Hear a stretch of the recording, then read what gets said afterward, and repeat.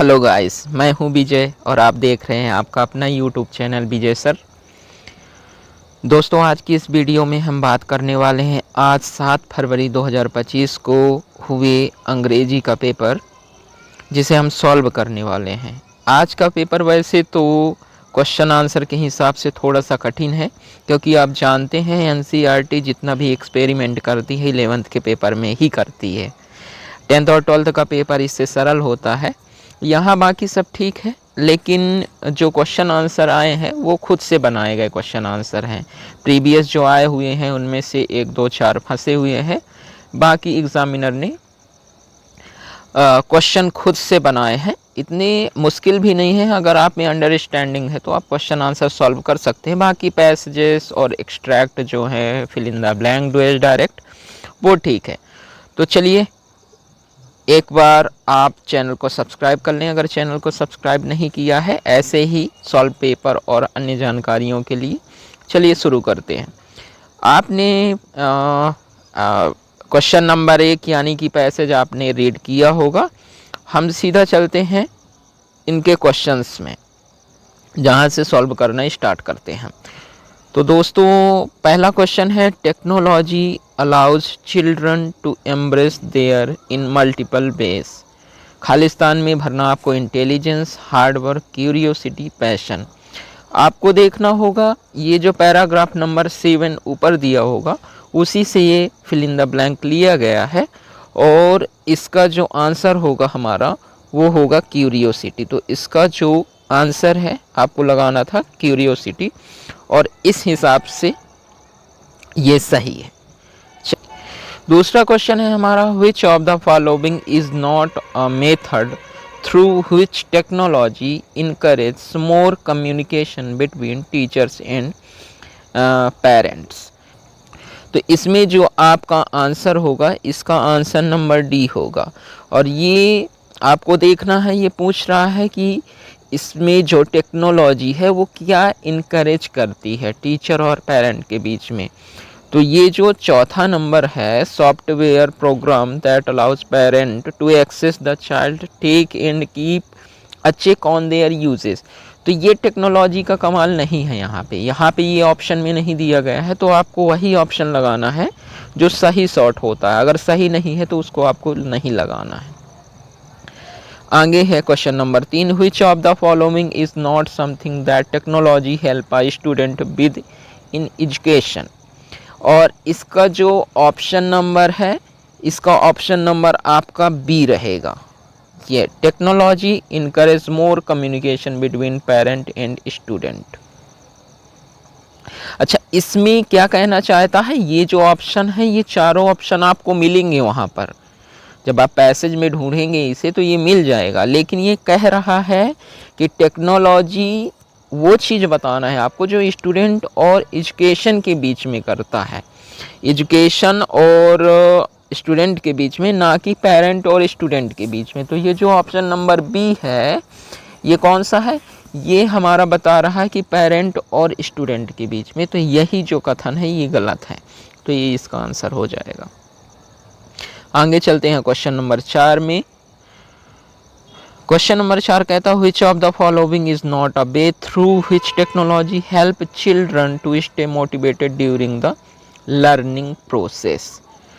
तो चौथे का आंसर जो होगा हमारा, ये हमारा आंसर होगा option number D, allow them to work on a lesson beyond their curriculum. ये नहीं है, ये चिल्ड्रन को मोटिवेटेड नहीं करता चौथा ऑप्शन, और ये मिल जाएगा आपको पैराग्राफ नंबर 2 में। जब आप देखेंगे तो आपको ये ऑप्शन नंबर डी लिखा हुआ नहीं मिलेगा। बाकी ऊपर के जो हैं, play educational game and reinforce a lesson, work on advanced material uses a program, look up additional information about a subject they are learning about, ये सारे ऑप्शन आपको मिल जाएंगे वहाँ पे। लेकिन allow them to work on a lesson beyond their curriculum, ये option आपको नहीं मिलेगा। तो इसका चौथे का आंसर नंबर डी हुआ। आगे चलते हैं, क्वेश्चन नंबर 5 है, the 3 critical form of intelligence that we see in children today's are. और ये जो आपको क्वेश्चन दिया गया है, ये क्वेश्चन दिया गया है पैराग्राफ नंबर 6 से। पैराग्राफ नंबर 6 में आपको 3 क्रिटिकल फॉर्म दिए गए इंटेलिजेंस के, वो हैं क्रिएटिव, इंस्ट्रक्शनल और इमोशनल। ये तीनों ऑप्शन किस में है? बी सी डी, ये ऑप्शन नंबर 2 में है। इसलिए जो आपका आंसर होगा ये होगा आंसर नंबर दूसरा। चलिए आगे बढ़ते हैं। आगे है question number 6, who is mentor. Guys ये पूछ रहा है कि मेंटर कौन होता है, मेंटर क्या है, मेंटर कौन है, ठीक है ना। तो मेंटर का मतलब होता है एक ऐसा व्यक्ति जो किसी बारे में आपको कुछ हेल्प करता, कोई एडवाइस देता है, वो आपका मेंटर कहलाता है। तो इसका जो ऑप्शन नंबर ए है, someone who gives someone help and advices related to something, किसी चीज़ से संबंधित जानकारी देना ही मेंटर होता है। जो आपको जानकारी देता है वो आपके लिए मेंटर होता है। फिर है question number 7, children can try new thing with the help of technology without embarrassment because their tech access give them a level of. तो इसमें होगा आपका ऑप्शन नंबर बी, एनोनिमिटी, और ये आपको मिल जाएगा पैराग्राफ नंबर 7 में, ये आपको आंसर मिलेगा। तो अगर आप पैसेज में जो क्वेश्चंस पूछे गए हैं उन शब्दों को आप पैसेज में ढूंढें तो वहीं कहीं आपका आंसर होता है। पहले भी मैंने आपको सिखाया था। तो अगर आप ऐसा करते तो आपको सारे आंसर्स एज इट इज़ मिल जाते। चलिए अब चलते हैं क्वेश्चन नंबर 8 में। तो क्वेश्चन नंबर 8 कहता है most children don't like to go to school if, और ये आपको आंसर अगर ढूंढना है तो ये पैराग्राफ नंबर 2 में मिलेगा, और इसका आंसर है they feel like they are wasting time their time. तो बहुत सारे बच्चे स्कूल नहीं जाते हैं क्योंकि उन्हें लगता है क्या कि वो अपना टाइम वेस्ट कर रहे हैं। तो ये इसका आंसर होगा। चलिए आगे चलते हैं क्वेश्चन नंबर 9 में। क्वेश्चन नंबर 9 कहता है कि what is the advantage of having a technology that allows student to see how well they are doing compared to the average of other students। ये आपको पैराग्राफ नंबर 3 में इसका answer मिलेगा। अगर आप शब्द मिलाते हैं तो इसमें से जो चौथा ऑप्शन है, चौथा ऑप्शन कौन सा? डी वाला, it gives them a chance to push harder for themselves and their education. ये वाला जो आंसर है ये आंसर आपका सही है। फिर अगला और 10वां क्वेश्चन इसका है choose an option that is clearly a synonym of the word engaged. Engaged का मतलब होता है कहीं लगे होना, जुड़े होना, मग्न होना, इस तरह से। और इसका जो सिनोनिम होगा वो होगा इमर्स। इमर्स का भी ऐसा ही मतलब होता है। जबकि सरेंडर मीन्स क्या होता है? सरेंडर मीन्स होता है आप सरेंडर कर देते हैं, ठीक है। रिलीज मीन्स होता छोड़ देना, डिस्ट्रप्ट मीन्स और कुछ होता है। यहाँ पूछना चाहता है इस प्रकार से कि लगे होना, ध्यान लगाना, इस तरह से वो होता है इमर्स। तो इस प्रकार से अगर आप इसको पैसेज में शब्द मिला के आप ढूंढते तो आपको मिनिमम 8 क्वेश्चन का आंसर्स मिल जाते, ठीक है। चलिए अब चलते हैं क्वेश्चन नंबर 2 में। क्वेश्चन नंबर 2 में आपने पैसेज पढ़ा होगा। देखिए इसमें क्या करना है, read the following passage and make notes on it and also give a suitable title to it. तो आपको नोट्स बनाने हैं और एक टाइटल भी देना है।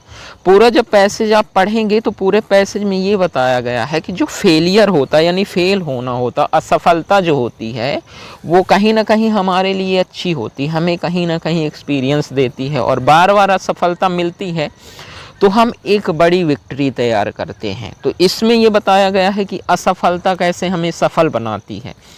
तो आप इसका टाइटल ये दे सकते थे इम्पोर्टेंस ऑफ फेलियर, यानी फेलियर का क्या इम्पोर्टेंस है। तो इसका जो टाइटल होगा हमारा वो होगा इम्पोर्टेंस ऑफ फेलियर, आप ये कर सकते हैं। चलिए अब चलते हैं क्वेश्चन नंबर 3 में। क्वेश्चन नंबर 3 देखते हैं। लिखा है you own a commercial flat suitable for an office or bank, you wish to rent it out draft an advertisement to be published in the Times of India Indore under the classified column. तो ये जो question है आपको कह रहा है कि आपका एक कमर्शियल फ्लैट है, यानी कि व्यापारिक तौर पे समझिए कि आपको एक फ्लैट किराए पर देना है ऑफिस के लिए या बैंक के लिए, तो आपको एक एडवर्टाइजमेंट तैयार करना है जो the Times of India Indore में पब्लिश होता है उसमें।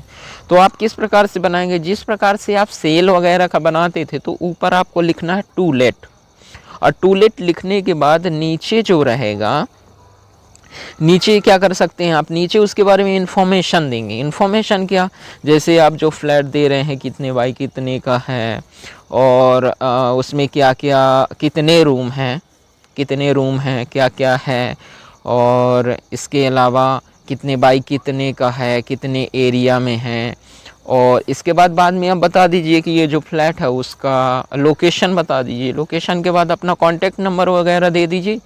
इसके बाद इस प्रकार से ये बन सकता है। इसके अथवा में है design a poster to make people aware about the need for regular exercise, you may use slogan. तो आपको एक पोस्टर बनाना है जिसमें आपको सबको जागरूक करना है रेगुलर एक्सरसाइज करने के लिए। उसमें आप स्लोगन लिख सकते हैं, ठीक है ना। स्लोगन का मतलब होता है नारा, तो आप कैसे लिख सकते हैं, अपने से नारा बना सकते हैं, जो आपने सुने हों वो आप लिख सकते हैं और एक पोस्टर क्रिएट कर सकते हैं। अब चलते हैं क्वेश्चन नंबर 4 में। क्वेश्चन नंबर 4 कहता है यू आर आयुषी या Ayush Dubey residing at friends colony Chhindwara, write a letter to the editor of a newspaper highlighting the nuisance caused by loud speaker in your locality. अब तक क्या पढ़ा है हमने, इससे पहले पढ़ा है कि जो हम लेटर लिखते थे वो हम लिखते थे लाउड स्पीकर को बैन करवाने के लिए, उस पर ध्यान करने के लिए, केंद्रित करने के लिए हम कलेक्टर को लिखते थे। इस बार हमें न्यूज़पेपर जो होता है उनके एडिटर को लिखना है। और आप हैं आयुषी, आयुष जो लड़कियां होंगी आयुषी लिखेंगे और लड़के लिखेंगे आयुष दुबे, और आपका एड्रेस रहेगा फ्रेंड्स कॉलोनी छिंदवाड़ा, ठीक है। इसके अलावा जो आप उनका एड्रेस लिखेंगे तो आप डायरेक्ट लिखेंगे क्या, to the editor of newspaper, और जिस न्यूज़पेपर का हो आप न्यूज़पेपर लिख सकते हैं। जैसे दैनिक भास्कर लिखना तो दैनिक भास्कर लिख दीजिए, और फिर चूंकि आप छिंदवाड़ा में रहते हैं तो छिंदवाड़ा के ही दैनिक भास्कर को लिखिएगा, उनका एड्रेस ये होना चाहिए। फिर आप सब्जेक्ट भी बता दीजिएगा कि सब्जेक्ट क्या है। सब्जेक्ट के बाद आप उसमें पूरी कहानी लिख दीजिए कि इस प्रकार से आपको हानि हो रही है लाउड स्पीकर से, और कैसे पूरे दिन रात बनाए जा रहे हैं, आपके एग्ज़ाम में डिस्टर्बेंस होता है, और इस प्रकार से लास्ट में फिर योर सिंसियरली करके और अपना नाम लिख लीजिए आयुषी दुबे या आयुष दुबे। इस प्रकार से आपका लेटर हो जाएगा कंप्लीट। और इसके अथवा में इससे सरल और लेटर है, अगर आप नीचे वाला करना चाहते हैं तो ये है यू आर बल्लभ या फिर Vaishnavi Tiwari resident of 25M4 Sanjivani Nagar Jabalpur. तो ये आपका एड्रेस हो गया। और आप जानते हैं कि लेटर में सबसे पहले एड्रेस लिखते हैं, तो एड्रेस में आप लिखेंगे 25M4 संजीवनी नगर जबलपुर। फिर उसके बाद आप लिखते हैं डेट, तो आज की डेट हो जाएगी 7 फरवरी 2025। और उसके बाद फिर डियर फ्रेंड, अगर आपके फ्रेंड का नाम लिखा है तो ठीक है, और नहीं लिखा है तो डियर फ्रेंड लिख के आप कर सकते हैं। फिर उसके बाद आप वही हाल चाल जान लें, और उसके बाद बता दें कि मेरी बहन की शादी होने वाली है। और इसमें लिखा भी है कि आपकी बहन की शादी जून 2025 में होने वाली है, तो आप कोई जून की किसी भी तारीख को आप डिनोट कर सकते हैं यहाँ कि हमारी बहन की शादी इस मान लीजिए 15 जून को होने वाली है, तो 15 जून 2025 को होने वाली है, और इसलिए मैं आपको आमंत्रण देती हूँ, आपको आना होगा। और लास्ट में फिर जो भी आप convey my regard to your parent और your sincerely your faithfully friend, और नीचे फिर लिख देना बल्लभ या वैष्णवी। इस प्रकार से ये रहेगा। अब आगे चलते हैं। आगे आया है question number 5, right an article on any one of the following topic in about 120 word. 120 शब्दों में आपको किसी एक टॉपिक पर ऐसे लिखना है इम्पोर्टेंस ऑफ एजुकेशन, एजुकेशन का क्या महत्व है। इन्वायरमेंटल पोल्यूशन यानी कि पर्यावरणीय जो प्रदूषण है उस पर लिखना है। माई एम इन माई लाइफ, आपका एम क्या है, आपका ध्येय क्या है आपके जीवन में, वो लिखिए। या अथवा में है your school organized on inter school debate competition last month, write a report of this event for school magazine giving detail like schedule, venue, topic, winner, etc. तो आपको इसमें आपके स्कूल में एक डिबेट कंपटीशन हुआ था पिछले मंथ, तो आपको एक रिपोर्ट बनानी है और उस रिपोर्ट में आपको इवेंट के बारे में स्कूल मैगज़ीन में डिटेल देना है, जिसमें क्या क्या बताना पड़ेगा आपको, स्केड्यूल बताना पड़ेगा, कब हुआ, कहाँ हुआ, वेन्यू में कहाँ हुआ, टॉपिक क्या था उसका जो डिबेट हुआ था, और विनर कौन रहा, ये आपको बता के एक रिपोर्ट तैयार करनी है। चलिए अब आते हैं सेक्शन सी में। सेक्शन सी में आपका रहेगा फिल इन द ब्लैंक, और देखते हैं चलिए फिल इन द ब्लैंक को। फिल इन द ब्लैंक में है पहला, one goes to university to receive higher. तो आपको पता है कि इसमें हमें भरना है आर्टिकल, और आर्टिकल कैसे भरा जाता है उस शब्द को आप पढ़िए। अगर आपका प्रोनाउंसिएशन में स्वर आता है तो एन लगाएंगे, और यदि व्यंजन आता है तो ए लगाएंगे। तो इसमें यूनिवर्सिटी आ रहा है, यूनिवर्सिटी का पहला अक्षर जो या है, या व्यंजन है, इसलिए हम क्या लगाएंगे, इसमें हम ए लगाएंगे। तो आपका आंसर हुआ ए। दूसरा है द, फिर खालिस्तान है, class was busy with the project. अब हमारे पास ऑप्शन है ऑल है, हुल है, सम है। तो आप यहाँ देखिए, अगर दा का प्रयोग हुआ है पहले तो हम हमेशा हुल का प्रयोग करते हैं, और अगर दा का प्रयोग होता है बाद में तो फिर हम ऑल का प्रयोग करते हैं। ठीक है, तो इसमें कौन सा ऑप्शन सही हुआ, हमारा हुल ऑप्शन जो है वो सही होगा। तो जो हमारा आंसर हुआ, the whole class was busy with the project. तीसरा क्वेश्चन हमारा, she worked hard but not pass the examination. आप जैसे ही इस सेंटेंस को पढ़ेंगे, सी वर्कड हार्ड, तो ये आपको समझ में आ रहा है कि ये पास्ट टेंस में है, और पास्ट टेंस में है मतलब आगे आने वाली मॉडल वर्ब पास्ट टेंस में होनी चाहिए। तो इसमें से आप देखिए केवल एक ही मॉडल वर्ब है जो पास्ट टेंस में है, वो है कुड। तो हमें फिर उलझने की ज़रूरत नहीं है, आप सीधे सीधे देखिए कि कौन सी मॉडल वर्ब है जो पास्ट में है, तो इसमें है कुड। तो इसका जो आंसर होगा क्या होगा, कुड होगा। तो ये बनेगा she worked hard but could not pass the examination. चलिए अगले क्वेश्चन में चलते हैं। चौथा क्वेश्चन है हमारा, ही इज डिपेंडेंट, फिर लिखा हिज पेरेंट्स। अब गाइस इसमें जो डिपेंडेंट वर्ब होती है वो वर्ब हमेशा फिक्स प्रीपोजिशन लेती है ऑन, क्योंकि हम डिपेंड किसी पर होते हैं और पर के लिए होता है ऑन, इसलिए जो हमारा आंसर होगा वो क्या होगा, वो होगा ऑन। तो ये बनेगा he is dependent on his parents. आगे है पांचवा क्वेश्चन, सी वॉज सिंगिंग और दूसरा है आई वॉज डांसिंग। यहाँ आप देखिए दो कार्य हो रहे हैं, वह गा रही थी और मैं नाच रहा था। अब यहाँ पे जो कंजंक्शन है, यहाँ पे देन, आप जानते हैं देन का ऐसे ही यूज़ नहीं होता, नो शूनर के साथ होता है। बिकॉज जो होता है वो एक कारण बताए और एक कोई चीज़ और हो तब बिकॉज होता है। इसमें होगा हमारा जो आंसर होगा ये वाला, इसमें व्हाइल का प्रयोग होगा। क्यों होगा, क्योंकि अगर दो काम साथ साथ चलते हैं तो उनमें से व्हाइल होता है, यानी जब वह गा रही थी तब मैं नाच रहा था, ऐसा बताना है। तो यानी उसके गाने के दौरान मैं नाच रहा था, तो इसमें व्हाइल का प्रयोग हो। चूँकि इसमें खालिस्तान रखना था तो इन्होंने खालिस्तान नहीं रखा, फिर भी कोई बात नहीं, आप तो कंजंक्शन का प्रयोग कर लीजिए, हो जाएगा। तो ये एक्चुअल में ऐसे होना था, while she was singing I was dancing. चलिए अगला करते हैं। 6 नंबर है, I am used to in queue. अब देखिए इसमें ज़्यादा मामला कुछ है नहीं। I am used to, to आप जानते हैं प्रीपोजिशन है, और प्रीपोजिशन के बाद आने वाली वर्ब हमेशा फर्स्ट फॉर्म में होती है। तो I am used to wait in queue, तो इसमें जो हमारा आंसर होगा, ये जो आंसर नंबर ये तीसरा है वेट, ये वर्ब की फर्स्ट फॉर्म है, और टू के बाद हमेशा वर्ब की फर्स्ट फॉर्म आती है, इसलिए इसमें क्या होगा, इसमें होगा वेट। चलिए क्वेश्चन नंबर 7 है। क्वेश्चन नंबर 7 में आपको डू एज डायरेक्टेड यानी 5 ही करने हैं, फिर भी हम सभी के सभी को देखेंगे। तो इसमें है does she Singh a song, क्या वह गाना गाती है। इसको आपको वॉइस चेंज करना है।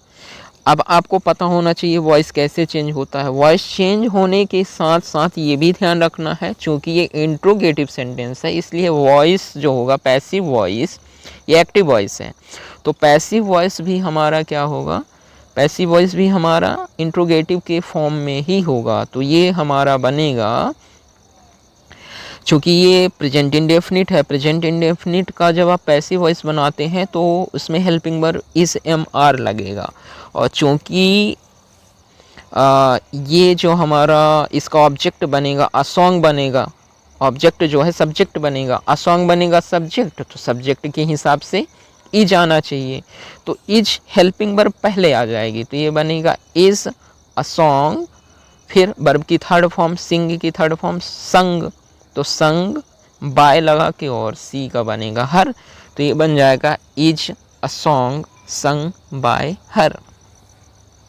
ठीक है, चलिए अब अगले क्वेश्चन में चलते हैं। दूसरा क्वेश्चन है as soon as Ram gets salary he starts spending it. अब देखिए ये कह रहा है rewrite using no sooner than in place of as soon as. No sooner than का प्रयोग कीजिए आप एज सून एज की जगह। ये मैंने अच्छी तरह आपको पढ़ाया है पहले भी, और इसमें हमको क्या करना होता है, पहले तो आप टेंस देख लीजिए। अगर टेंस आपका प्रेजेंट में है तो नो सूनर के साथ आपको डज का प्रयोग करना होता है, और अगर पास्ट में है तो डिड का प्रयोग करना होता है। तो चूंकि आप देख रहे हैं कि Ram gets S I S वाली वर्ब है यानी प्रेजेंट इंडेफिनिट है, तो इसको हम किस प्रकार से बनाएंगे, इस प्रकार से एज सून एज की जगह नो शूनर लगाएंगे, तो नो शूनर, फिर आप जानते हैं नो शूनर के बाद हमें लगाना होता है क्या, हमें लगाना होता है डज या डिड, तो हम प्रेजेंट इंडेफिनिट होने के कारण लगाएंगे डज, तो नो शूनर डज राम। अब डज लगाने से जो गेट्स है ये फर्स्ट फॉर्म में आ जाएगा, तो गेट सैलरी ही। अभी देखिए यहाँ सैलरी तक एक सेंटेंस खत्म हुआ, अब हमारे पास नो शूनर का साथी है देन, तो देन हम सैलरी के बाद लगाएंगे, तो देन लगाएंगे, फिर दूसरा सेंटेंस है एज इट इज लिख लेंगे, तो ही स्टार्ट्स स्पेंडिंग इट। तो ये बनेगा हमारा no sooner does Ram get salary than he starts spending it. ठीक है, इस तरह से ये सॉल्व हुआ। तीसरा क्वेश्चन है हमारा this is the boy whom I love very much. ये वही लड़का है जिसे मैंने बहुत प्यार किया। अब चूंकि आप देखिए बोल रहा है identity the underlined clause. Clause आपको पहचानना है। क्लॉज 3 प्रकार के हैं, एक नाउन क्लॉज हुआ, एक एडजेक्टिव जिसे आप रिलेटिव क्लॉज कहते हैं, और तीसरा हुआ आपका एडवर्ब क्लॉज। तो आप देखिए पहला क्लॉज लिखा है this is the boy. Boy क्या हुआ, नाउन हुआ, ठीक है ना। बगल में नाउन के बारे में जानकारी है, ये वो लड़का है जिसे, तो लड़के के बारे में जानकारी है। अब लड़का नाउन हुआ, और नाउन के बारे में जो जानकारी देता है वो होता है एडजेक्टिव, तो अर्थात ये कौन सा क्लॉज हुआ, ये हुआ एडजेक्टिव क्लॉज। और एडजेक्टिव क्लॉज को आप रिलेटिव क्लॉज भी कहते हैं, इसलिए हम इसे एडजेक्टिव क्लॉज या रिलेटिव क्लॉज लिख सकते हैं। चलिए आगे चलते हैं। क्वेश्चन नंबर 4 है 7वें का, Reena said to Riya are you going home. Reena said to Riya are you going home. अब इसे हमें नरेशन चेंज करना है। तो आप जानते हैं कि ये चूंकि एक इंट्रोगेटिव वाला है, अब इंट्रोगेटिव में यदि पूछना होता है तो इसमें हम सैड टू की जगह आस्क का प्रयोग करेंगे, और पास्ट है इसलिए आस्क्ड होगा, तो ये बनेगा। और आगे जो सेंटेंस है इसमें हम यदि क्वेश्चन मार्क वाला है तो हम कुछ और यूज कर लेंगे या यूज नहीं करेंगे, इसका मैं नीचे बता रहा हूँ क्या करना है। और इसका टेंस जो चेंज होगा वो, चूँकि ये आर यू गोइंग होम है, प्रेजेंट टेंस है, तो आप जानते हैं कि नरेशन हमेशा पास्ट टेंस में हो जाता है, तो ये प्रेजेंट कंटिन्यूअस है तो हो जाएगा ये पास्ट कंटिन्यूअस। और इसमें जो फर्स्ट पर्सन होता है वो सब्जेक्ट से चेंज होता है, और सेकेंड पर्सन जो होता है वो ऑब्जेक्ट से चेंज होता है। तो इसमें जो यू चेंज होगा वो रिया से होगा, और चूँकि रिया एक बार हम प्रयोग कर चुके हैं इसलिए इसमें सी हो जाएगा उसकी जगह। तो वो इसका क्या बनेगा, इसका ये बनेगा जो नीचे आपको दिख रहा है। चलिए आगे चलते हैं क्वेश्चन नंबर 5 में। If they work properly they will not be punished. If से आपको अनलेस में चेंज करना है, rewrite using unless in place of if. तो आपको इफ़ की जगह अनलेस लगाना है।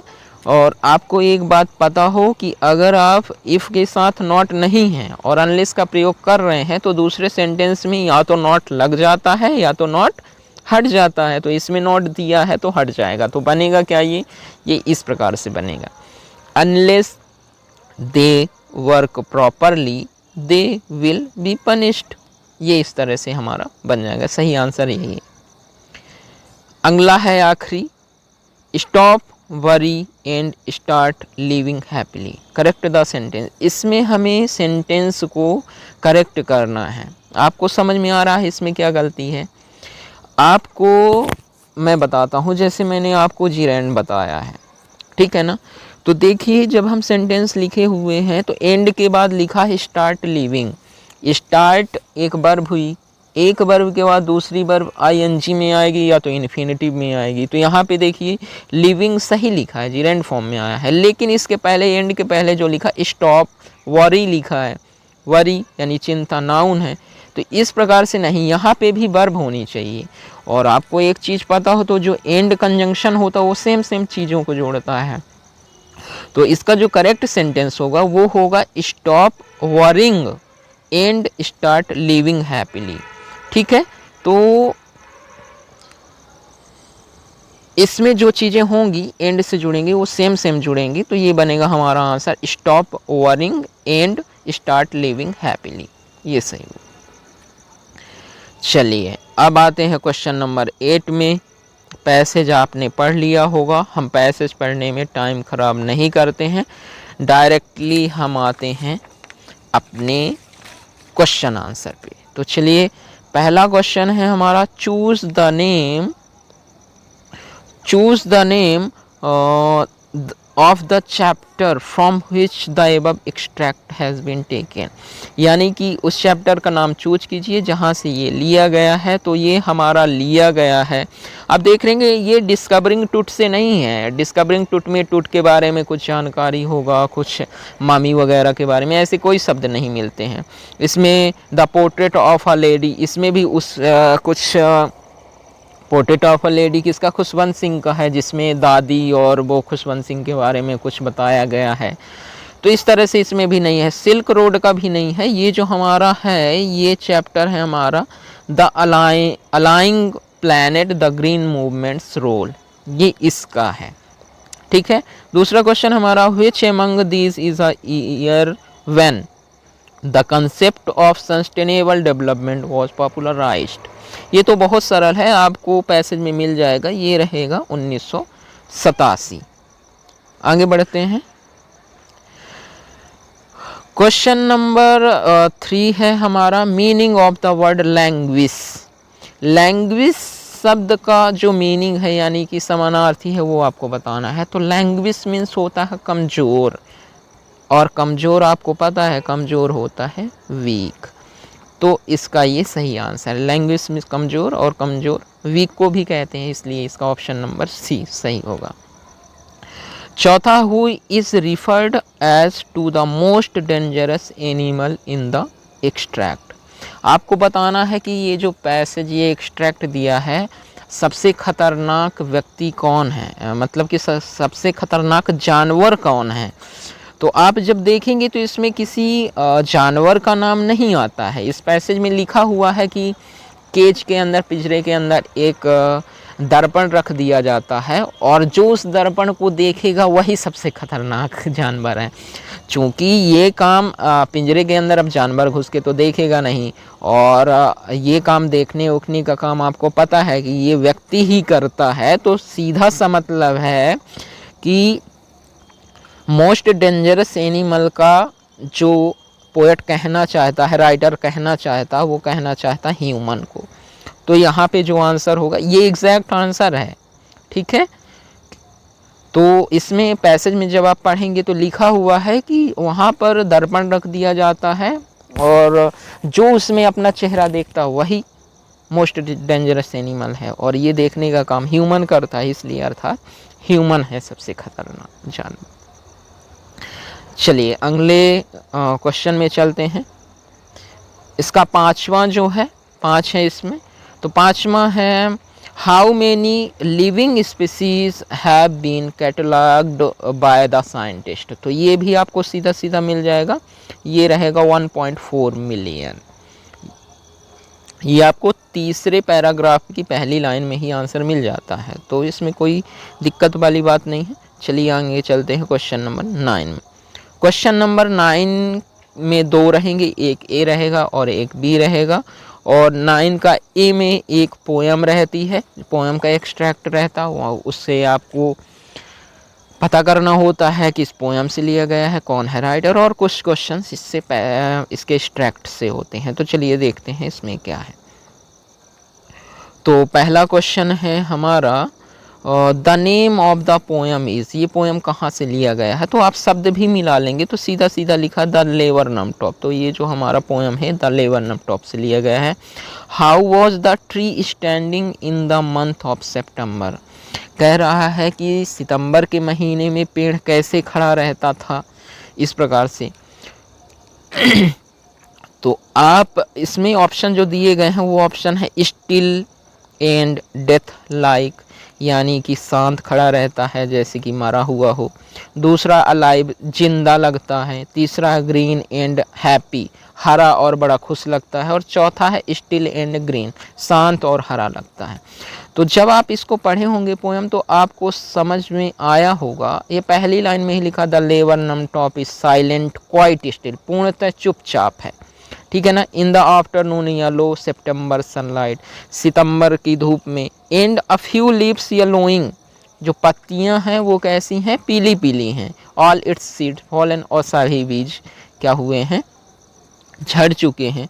तो चूंकि ये लगता है कि जो पेड़ हैं, पेड़ की सारी पत्तियां पीली हो जाएंगी, झड़ जाएंगी, तो आप जानते हैं इस एक तरह से कहा जा रहा है कि आदमी का भी यही हाल होता है जब मरने वाला होता है, ठीक है ना। अगर पेड़ जीवित है तो हरा होगा, और यदि पीला पीला हो रहा है मतलब उसकी पत्तियां झड़ जाएंगी, बीज झड़ रहे हैं मतलब वो मरने वाला है। ये कुछ इस तरह से होगा, तो इसका आंसर होगा स्टिल एंड डेथ लाइक, ठीक है। चलिए अब चलते हैं क्वेश्चन नंबर 3 में। क्वेश्चन नंबर 3 कहता है what happens to the laburnum tree when the goldfinch comes. तो पोएम में आप जानते हैं कि जब गोल्ड फ्लिंच आ जाती है तो ट्री बड़ा खुश होता है, और जब चली जाती है तो बड़ा मायूस हो जाता है। तो यहाँ पे लिखा भी है till the goldfinch comes with a twitching chirp, a suddenness, a startlement at a branch end. तो फिर इसमें क्या लगाना है, इसका आंसर रहेगा आपका ट्री ट्रेम्बल। ट्रेम्बल का मतलब होता कंपन करना, कंपन करना यानी जब भी उसमें पक्षी आते हैं तो उसमें बैठ के चिरप करेंगे और वो पेड़ जो होगा हिलेगा डुलेगा यानी कि कंपन करेगा। तो इसका जो हमारा आंसर नंबर होगा ए होगा, ट्री ट्रेम्बल्स। चलिए अब चलते हैं क्वेश्चन नंबर 9 के बी में। इसमें आपको एक्सट्रैक्ट है जो प्रोज से है, ये पोएम से नहीं रहता है, और आप पढ़ के जब समझेंगे तो आप देखेंगे ये लिया गया है we are not afraid to die से, ठीक है। अब इसका डायरेक्टली हम क्वेश्चन देखते हैं। तो इस सॉरी ये द एड्रेस से लिया गया है। चलिए देखते हैं क्वेश्चन नंबर 9 का बी। क्वेश्चन नंबर 9 का बी जो है ये एक प्रोज है, और अगर आप देखते हैं तो ये लिया गया है द एड्रेस से, मिसेस डार्लिंग वाला। तो इसके क्वेश्चन देखते हैं directly. Which address the author is talking about. जो ऑथर है वो किस एड्रेस के बारे में बात कर रहा है, तो वो बात कर रहा है address of Mrs darling. Mrs darling के एड्रेस के बारे में स्पीकर बात कर रहा है या ऑथर बात कर रहा है। इसमें ऑथर एक लड़की है। आगे है क्वेश्चन नंबर 2 जो हमारा। क्वेश्चन नंबर 2 कहता है what are the possessions the author is referring to. तो इसमें जो ऑथर का पोजेशंस है, यानी कि जिससे वो संबंधित है, किन चीज़ों को लेके वो बात कर रही हैं, किन चीज़ों से संबंधित वो बात कर रही हैं, तो वो बात कर रही हैं things at the house of her mother. चूँकि इसमें आपने पढ़ा होगा चैप्टर में, तो ऐसी बात हुई है कि उसकी माँ की कई सारी चीज़ें वहाँ छूट जाती हैं जिसको वो लेने आई है, तो वो माँ की चीज़ें हैं। तो वही वो पूछ रहा है कि किन चीज़ों से संबंधित है, तो वो संबंधित है उसकी माँ की चीज़ों से। तो things at the house of her mother, ये सही होगा। फिर इसका क्वेश्चन नंबर 4 है for whom did the author want to wait. यानी कि ऑथर किसका वेट करना चाहती थी, तो वो वेट करना चाहती, चूँकि जब वहाँ पहुँचती हैं तो मिसेस डार्लिंग के घर में जैसे ही दरवाज़ा नॉक करती है तो वहाँ मिसेस डार्लिंग रहती नहीं है एक्चुअल में वहाँ पास। तो उसकी शायद डॉटर दरवाज़ा खोलती है और वो बोलती है कि माँ नहीं है, तो वो बोलती है नहीं नहीं मैं थोड़ा सा वेट कर लूँगी। तो किसका वेट कर लेंगी, तो वो वेट कर लेंगी फॉर मिसेस डार्लिंग, ठीक है ना, मिसेस डार्लिंग का वेट कर लेंगे। फिर क्वेश्चन नंबर 4 है what is the noun form of curious. तो गाइस मैंने आप लोगों को बताया है कि नाउन कैसे पहचानते हैं। तो इनमें से पहचान में से आपको मैंने एक बताया है कि यदि किसी शब्द के अंत में टी वाई लिखा हो तो वह शब्द नाउन होता है। तो टी वाई किस में है, इसमें है क्यूरियोसिटी में। तो क्यूरियोसिटी क्या हुआ, नाउन फॉर्म हुआ। क्यूरियस क्या है, ओ यू एस किस में होता है, ओ यू एस होता है एडजेक्टिव में, तो क्यूरियस एडजेक्टिव है। क्यूरियसली क्या है, एल वाई होता है एडवर्ब में, तो एडवर्ब है। और क्योर क्या है, ये वर्ब है, क्योर मीन्स इलाज करना, तो ये वर्ब है। चलिए आगे चलते हैं। अब आते हैं हम क्वेश्चन आंसर में। क्वेश्चन आंसर थोड़ा सा समझ लेते हैं हम, ज़्यादा टाइम नहीं लेंगे आपका। तो क्वेश्चन नंबर 10 में आपके पास 6 क्वेश्चन है और इसमें आपको 5 ही करने हैं। पहला question how did the grand mother spend time in the afternoon. पूछना चाहता है कि जो ग्रैंड मदर थी वो दोपहर का टाइम कैसे व्यतीत करती थी। तो आपको पता है चैप्टर के हिसाब से कि वो अपना टाइम मंदिर वगैरह में और मंदिर वगैरह में ही अधिकतर जो ऑथर था उसको स्कूल भेजने के बाद व्यतीत करती थी, वहाँ भगवान का भजन वगैरह करती थी। What is the name of the island that the narrator finds in the lesson we are not afraid to die में। आप जानते हैं कि एक छोटा सा क्वेश्चन था कि कौन सा उन्होंने आइलैंड पाया था, तो आपको आइलैंड का नाम हो तो वो शायद था एम्स्टर्डम आइलैंड। तो आपको डायरेक्टली एम्स्टर्डम, थोड़ा सा छोटा सा क्वेश्चन है, आपको लिखना था the name of the island that the narrator finds in the lesson is Amsterdam island, ठीक है। फिर क्वेश्चन नंबर 3 है what is the meaning of Akhenaten. ये आपको पता है, ये आखेंटन वाला किस क्वेश्चन से है, तो ये किंग टूट वाले का है।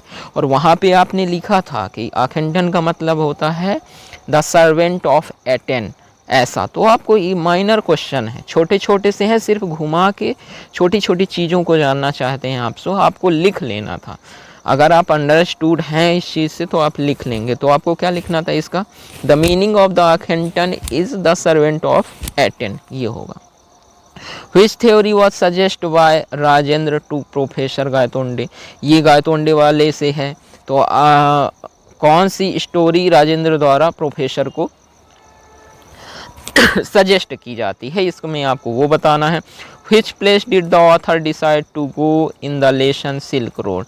कौन से प्लेस जाना चाहता, तो आप जानते हैं कि इसमें लगभग एक तीर्थ यात्रा करता है ऑथर, और वो एक जगह जाना चाहता है तो वो जगह का आपको स्पेशली नाम लिखना है। इतना बड़ा क्वेश्चन नहीं है ये कि आपको बहुत ज़्यादा सोचना है, ठीक है ना। तो आपको उसका नाम लिखना है। एग्जैक्टली अभी मुझे नाम याद नहीं आ रहा है, लेकिन आप जान गए होंगे ये उस चैप्टर का है सिल्क रोड वाले से, तो वो कहाँ जाना चाहता था। फिर आगे है हु वॉज नोरबू। नोरबू कौन था ये आपको बताना है। आगे चलते हैं क्वेश्चन नंबर 11 में। Answer the following question from poetry. ये पोएम वाले से हैं, आपको 3 करने हैं। Why does the word cardboard used in the poem a photograph. Cardboard जो है फोटोग्राफ में क्यों यूज किया गया है। तो आप जानते हैं कार्डबोर्ड जो होता है, कार्डबोर्ड एक फ्रेम होता है जो फोटो को सपोर्ट करता है, इसीलिए ये फोटोग्राफ में यूज किया गया है, क्योंकि बिना कार्डबोर्ड के फोटोग्राफ इस तरह से लगा पाना संभव नहीं है। इसलिए who is the strange speaker in the poem the voice of the rain. Strange speaker का मतलब होता है एक अजीब अजनबी स्पीकर कौन है, the voice of the rain में। तो आपको समझ में आया कि पोएट बात करता है तो रेन बात करती है। अब रेन बात करती है, कभी रेन बात करती है, नहीं करती है, लेकिन ये अजीब है ना, इसीलिए इसका जो आंसर होगा वो रेन होगा। तो आपको लिखना था the strange speaker in the poem the voice of the rain is rain. Okay, तो ये सिंपल सा क्वेश्चन है। What is the poets feeling towards childhood. Childhood के बारे में पोएट की क्या फीलिंग है। तो इसमें आपने पढ़ा होगा कि वो कहते हैं कि जैसे जो यंग लोग होते हैं वो वैसा करते नहीं हैं जैसा कहते हैं। तो इस प्रकार से इसका आंसर था who is speaking in the poem father to son. Father to son में कौन बात कर रहा है। तो इसमें फादर टू सन में एक पिता अपनी कहानी सुना रहा है, तो आपको डायरेक्टली लिखना था कि फादर इज़ स्पीकिंग, ठीक है ना, इन द पोएम। तो छोटे छोटे क्वेश्चन थे, सिर्फ आपको अंडरस्टैंडिंग रखनी थी। क्वेश्चन नंबर 12 में आइए। ये स्नैपशॉट से लिया गया, 30 वर्ड में लिखना आपको। Why did the boys return the horse. लड़कों ने घोड़े को क्यों लौटा दिया, क्योंकि उसके बाद उन्हें लगा कि नहीं हमने ये गलत किया जो हम घोड़ा बिना पूछे ले आए, और उसके बाद उस घोड़े को लौटा देते हैं। ये summer of the beautiful white horse से लिया गया है, आपको पता। Who was Mrs Fitzgerald. Mrs Fitzgerald कौन थी ये आपको बताना है। Where did Joe Morgan live in the story. Joe Morgan story में कहाँ रहती हैं उस स्टोरी में। Why was he waiting for Andrew. और वो एंड्रयू का इंतज़ार क्यों कर रही थी। ये बर्थ से लिया गया है। तो आपने अगर कहानी पढ़ी हुई है, आपने चैप्टर पढ़ा हुआ है, तो ये भी क्वेश्चन कठिन नहीं है। फिर आगे क्वेश्चन नंबर 13 है। Answer the following question in about 75 words each. और इसमें आपको 2 बताने हैं। Do you think optimism help to endure the direct stress. If you explain with reference to the lesson we are not afraid to die if we can all be together. तो इसमें ये वाला answer मैंने बताया था कि कैसे जब वो बोलते हैं, यानी कि आशा जो है वो कैसे आपके तनाव को कम कर देती है। तो जब उनके बच्चे बोलते हैं उससे कि पापा हमको मौत से डर नहीं लगता है जब तक हम साथ में हैं, तो ये उनको मनोबल देता है। तो इस बारे में आपको इसमें लिखना था। Professor Gaitonde decided never to preside over meetings again why. तो प्रोफेसर गायतोंडे डिसाइड करते हैं कि वो दोबारा इस तरह से मीटिंग वगैरह नहीं करेंगे दोबारा, ऐसा क्यों, ये आपको कारण बताना है। और justify the title silk road. तो सिल्क रोड का आपको जस्टिफाई करना है कि सिल्क रोड क्यों है, इसकी कहानी क्या है। तो टोटली आपको इसमें एक समरी के रूप में लिख देना है। आगे का क्वेश्चन है question number 14। How is the cyclic movement of rain is described in the poem the voice of the rain. तो the voice of the rain में जो उसकी साइक्लिक मूवमेंट है रेन की, वो कैसे डिस्क्राइब किया गया है। तो आपको जानते हैं कि किस प्रकार से रेन पहले किस प्रकार से पानी बरसता है। तो पहले वो समुद्र में रहता है, समुद्र के पास बाष्प बन के फिर ऊपर जाता है और ऊपर संघनित होकर वापस वर्षा होती है। तो इसमें वर्षा खुद की कहानी बताती है कि मैं किस तरह से क्या करती हूँ, तो वही आपको थोड़ा सा समरी के रूप में इसमें लिखना है। इसके अथवा में था write the summary of the poem a photograph. A photograph जानते हैं आप, इसमें एक जो राइटर है वो अपनी माँ के बारे में, ये पोएम से है। दोनों पोएम अथवा में है, ऊपर भी voice of the rain poem है, नीचे अ फोटोग्राफ पोएम है। इसमें समरी बतानी है तो आपको पता है कि इसमें 2-3 स्टेज होते हैं, जिसमें पहले स्टेज में क्या होता, पहले स्टेज में उसकी माँ क्या है फ़ोटो खिंचाती हुई रहती है बीच पे, दूसरे स्टेज में वो बड़ी होती है और ख़ुद अपनी फ़ोटो पर स्नैपशॉट पर हंसती है, और तीसरा स्टेज तब होता है जब पोएट अपनी मरी हुई माँ को याद करता है। तो ये 2-3 स्टेज बता देने हैं, एक तरह से समरी के रूप में हो जाएगा।